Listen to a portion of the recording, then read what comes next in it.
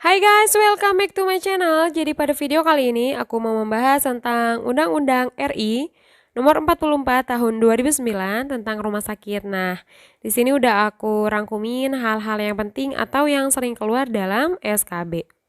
Langsung aja. Pengertian. Rumah sakit adalah institusi pelayanan kesehatan yang menyelenggarakan pelayanan kesehatan perorangan secara paripurna yang menyediakan pelayanan rawat inap, rawat jalan, dan gawat darurat. Pelayanan kesehatan paripurna adalah pelayanan kesehatan yang meliputi promotif, preventif, kuratif, dan rehabilitatif. Asas dan tujuan.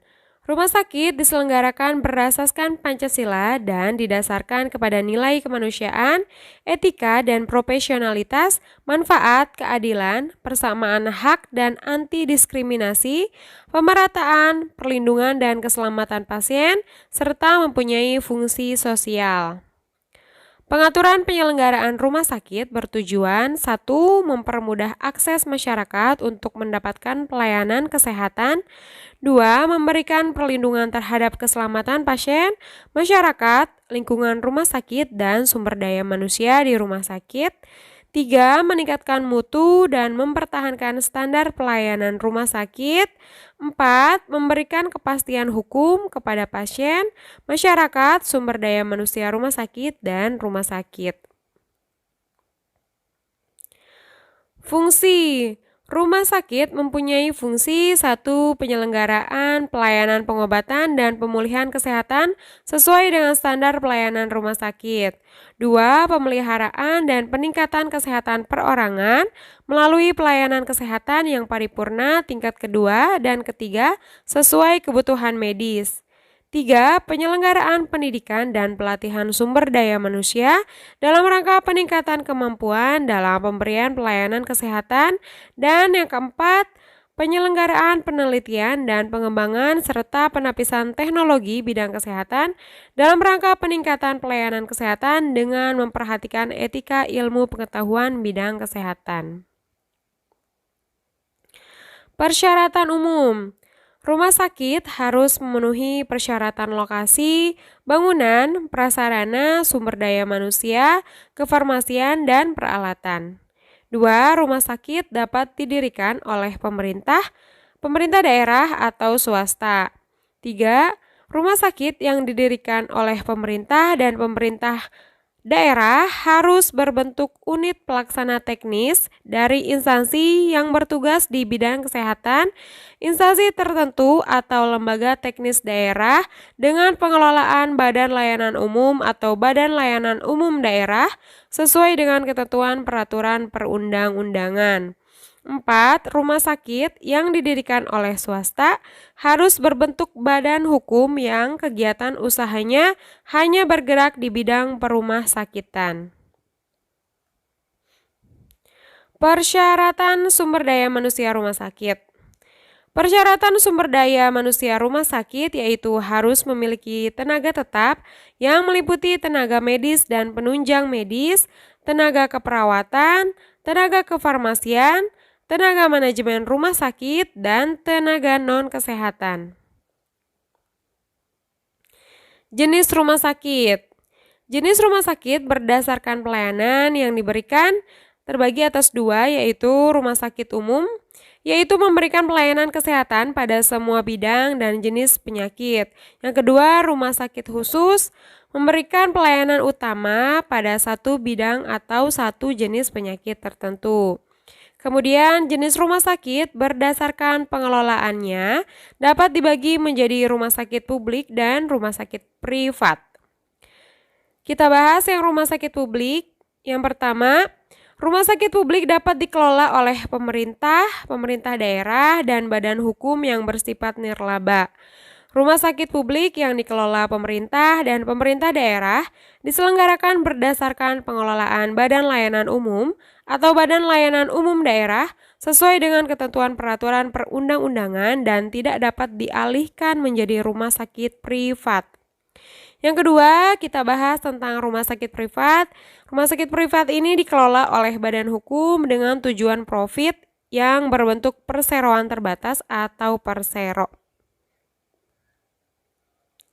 Klasifikasi rumah sakit umum terdiri atas 1. Rumah sakit umum kelas A, 2. Rumah sakit umum kelas B, 3. Rumah sakit umum kelas C, dan rumah sakit umum kelas D.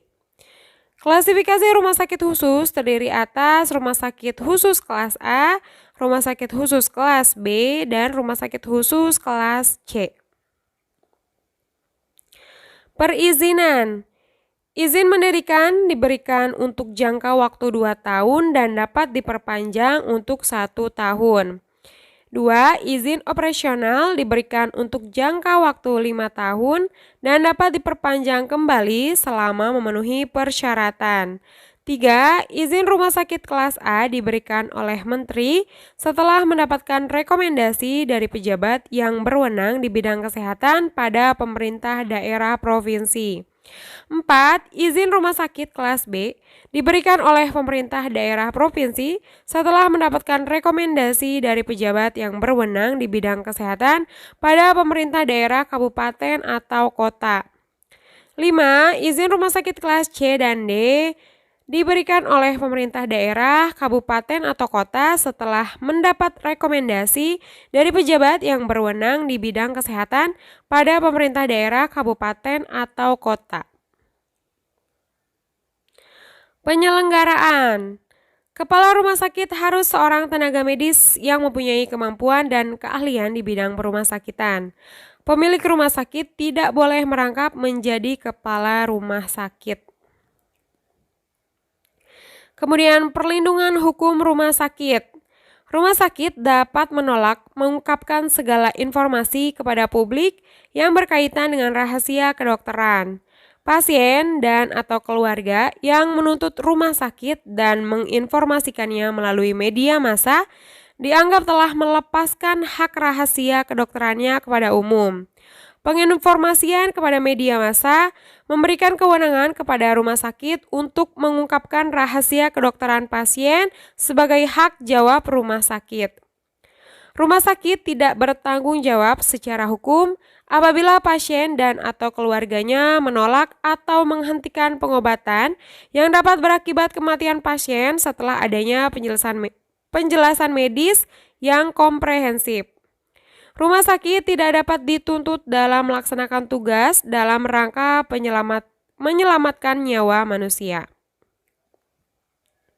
Kemudian ada lagi rangkuman-rangkuman yang lainnya ya teman-teman. Setiap rumah sakit harus menyimpan rahasia kedokteran. Rahasia kedokteran hanya dapat dibuka untuk kepentingan kesehatan pasien, untuk pemenuhan permintaan aparat penegak hukum dalam rangka penegakan hukum atas persetujuan pasien sendiri atau berdasarkan ketentuan peraturan perundang-undangan. Dalam upaya peningkatan mutu pelayanan, rumah sakit wajib dilakukan akreditasi secara berkala minimal 3 tahun sekali. Akreditasi rumah sakit dilakukan oleh suatu lembaga independen, baik dari dalam maupun dari luar negeri berdasarkan standar akreditasi yang berlaku. Rumah sakit dapat berbentuk rumah sakit statis, rumah sakit bergerak, dan rumah sakit lapangan. Pendapatan rumah sakit publik yang dikelola pemerintah dan pemerintah daerah digunakan seluruhnya secara langsung untuk biaya operasional rumah sakit dan tidak dapat dijadikan pendapatan negara atau pemerintah daerah. Setiap rumah sakit wajib melakukan pencatatan dan pelaporan tentang semua kegiatan penyelenggaraan rumah sakit dalam bentuk sistem informasi manajemen rumah sakit. Nah, sekian teman-teman rangkuman Undang-Undang Nomor 43 Tahun 2009 tentang rumah sakit. Mudah-mudahan bermanfaat ya teman-teman. Sukses untuk SKB-nya. Bye-bye.